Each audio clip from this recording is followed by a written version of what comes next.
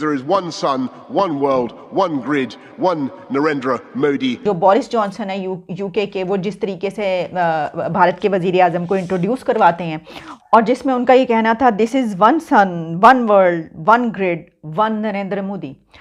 और फिर हम सबसे गले मिलते हुए देखते हैं उनको आगे बढ़कर जो है सबसे बातचीत करते हुए देखते। 3 साल गुजर गए, 3 साल से ऊपर हो गए, चौथा साल गुजर रहा है। ये माइंडसेट है, गल सड़ गया है सिस्टम। क्योंकि लीडर का काम ही होता है कि वो अपने मुल्क के लिए जो भी करना पड़े वो करे। आपको सबसे ज्यादा किसने डिसअपॉइंट किया इस हुकूमत में? खान साहब ने खुद या खान साहब के किसी स्पेसिफिक टीम मेंबर ने? इनकी कोई औकात नहीं, हैसियत ही नहीं। जिस मुल्क को आपने बर्बाद करने में 40+ इयर्स मेहनत की है, जो भी बरसर इख्तियार रहा, जिस शक्ल में रहा, बहुत से मुआहदे हुए हैं वहां पर। जिस तरह मैंने बताया था कि यूके और इंडिया के बीच जो सोलर एक एनर्जी का हुआ है कॉन्ट्रैक्ट बहुत बड़ा। और इंटेलेक्चुअली चूंकि बैंकरप्ट लोग हैं, हमारे अंदर कोई डेप्थ नहीं है, विजन नहीं है, वो मतलब पल्ले कुछ नहीं है, एमी। हेलो फ्रेंड्स, जय हिंद। हिंदुस्तान स्पेशल में आपका स्वागत है दोस्तों। ब्रिटेन के prime minister Boris Johnson COP26 शिखर सम्मेलन में प्राइम मिनिस्टर मोदी के मुरीद हो गए। जिस तरह से उन्होंने भारतीय प्राइम मिनिस्टर की तारीफ की, पाकिस्तान में इसके ऊपर जोरों शोरों से चर्चा हो रही है। बोरिस जॉनसन ने जलवायु परिवर्तन पर प्रधानमंत्री मोदी के दृष्टिकोण की सराहना की। प्राइम मिनिस्टर ने ब्रिटिश प्राइम मिनिस्टर को भारत आने का न्योता भी दे दिया, जिसको बोरिस जॉनसन ने स्वीकार कर लिया है। विदेश मंत्रालय ने यह जानकारी देते हुए बताया है कि जल्द ही ब्रिटिश प्राइम मिनिस्टर भारत आ रहे हैं। इसी बीच प्राइम मिनिस्टर मोदी और बोरिस जॉनसन की ग्लासगो में मुलाकात हुई, जिसमें ब्रिटेन और भारत में व्यापार, स्वास्थ्य और डिफेंस पर चर्चा की गई। आज की वीडियो में पाकिस्तानी मीडिया ने और क्या कहा, so friends let's start this very interesting video. Thank you so much. India ये याद रखिएगा कि मुआशी तरक्की में वो बहुत तेज़ी से आगे बढ़ा है। इकोनॉमिकली हम देख रहे हैं कि जो इंटरेस्ट है इंडिया का, जिस तरीके से वहाँ पर G20 समिट में भारत का वज़ीर आज़म जो है वो दुनिया के जितने भी बड़े हेड ऑफ़ स्टेट्स हैं उनसे जा के मिलता है।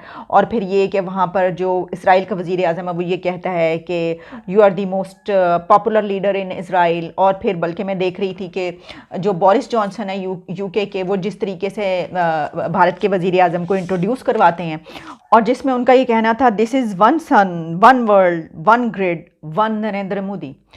और फिर हम सबसे गले मिलते हुए देखते हैं उनको आगे बढ़कर जो है सबसे बातचीत करते हुए देखते हैं। तो कहने का मकसद ये है कि इस सूरत हाल में कि जब इकनॉमिकली वो बहुत तरक्की करना चाहता है इंडिया, जाहिर है, और बहुत कुछ अचीव करना चाहता है। किस हद तक अचीव किया उसने इस समिट से, वो तो बहरहाल बेहतर जानता होगा। भारत ने इस समिट से क्या अचीव किया है तो वो तो बहरहाल भारत बेहतर जानता होगा। कुछ ही अर्से में पता चल जाएगा। बहुत से मुआहदे हुए हैं वहाँ पर। जिस तरह मैंने बताया था कि यूके और इंडिया के बीच जो सोलर एक एनर्जी का हुआ है कॉन्ट्रैक्ट बहुत बड़ा, और इसके अलावा बहुत सारी दूसरी चीज़ें। और रशिया जो है उससे इंडिया के बहुत बड़े बजट के दिफाई मुआहदे होते हैं। यानी ये कि भारत अपने हथियार ख़रीदता है रशिया से बड़े बजट के। इसी तरीके से हथियार तो अमेरिका से भी ख़रीदे जाते हैं, ठीक है।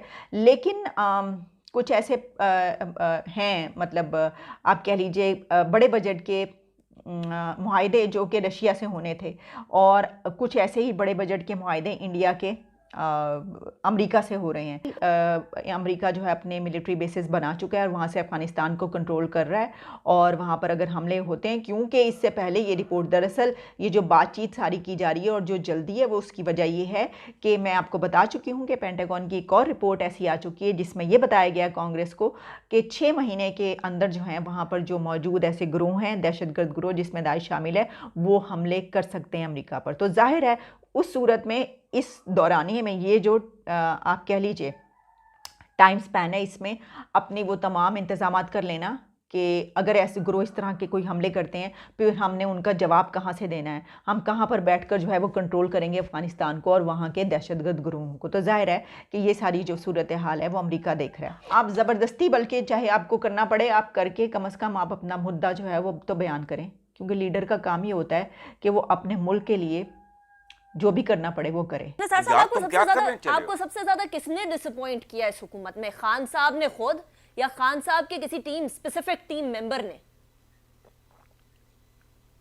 देखो, इसमें भी अपना निका बीबी गुजारिश ये है कि the buck has to stop somewhere. मैं एज अ कैप्टन, मेरी चाहे टीम ही जिम्मेदार हो, लेकिन अल्टीमेटली मैं जिम्मेदार हूं। अगर उस टीम की सिलेक्शन में मेरे पास फ्रीडम है, या तो मैंने जो टीम फॉर्म की है वो मुझसे किसी ने गन पॉइंट पे कराई है, मेरे पर तावीज़ कर दी है, मुझे भंग पिला दी है, फिर तो चलो शायद काबिल माफ़ी, शायद। लेकिन अगर मैंने बकायमी होशो हवास से एक टीम बनाई है, ये जैसे असद उमर को ये ग्लोरीफाई कर रहे थे, आई वॉज शॉक्ड। मैं मुद्दतों से एक बात कर रहा हूँ, कॉलम्स में भी कर रहा हूँ, चैनल्स पे भी कर रहा हूँ कि इस मुल्क को हम कंफ्यूज कर रहे हैं। हम इंटेलेक्चुअली चूंकि बैंकरप्ट लोग हैं, हमारे अंदर कोई डेप्थ नहीं है, विजन नहीं है, वो मतलब पल्ले कुछ नहीं है एमी। अदरवाइज इस मुल्क का मसला इक्तसादियात नहीं, इस मुल्क का मसला है बर्बाद हो चुकी अखलाकियात। और अगर आप गौर करो, सोचो, इस मुल्क की इक्तसादियात भी इसलिए बर्बाद हुई कि इसकी अखलाकियात बर्बाद हो चुकी थी। 3 साल गुजर गए, 3 साल से ऊपर हो गए, चौथा साल गुजर रहा है। क्या वजीर आजम इमरान खान, उनकी जमात वो रिफॉर्म्स, जिन रिफॉर्म्स का वादा करके आई थी, वो पूरा करने के कुछ थोड़ा बहुत भी करीब है या भी कोसों दूर है? यही इनकी ट्रेजेडी है, यही इनकी बुनियादी गलती नहीं है, ब्लंडर है। It's not a mistake.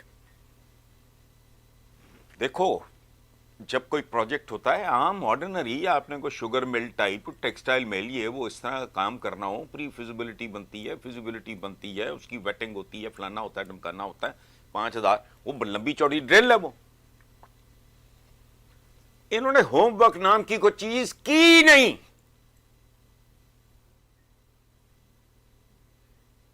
इतनी देर में तो एक बड़ा प्रोजेक्ट हो ना, मैं इंडस्ट्रियल प्रोजेक्ट की बात कर रहा हूं। दें किसी फन्ने खान को पाकिस्तान की स्टील मिल जो उजड़ चुकी है, उसे कहें 3 साल में सीधा करके दिखाएं।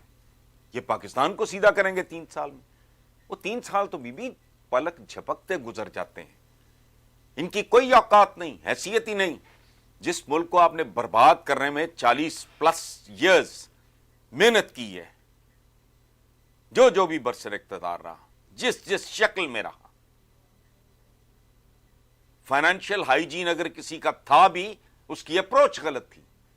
सो मेरी ख्वाहिश अपनी जगह पे, लेकिन मेरी एबिलिटी या मेरा होमवर्क या मेरा हार्डवर्क वो अपनी जगह पे है।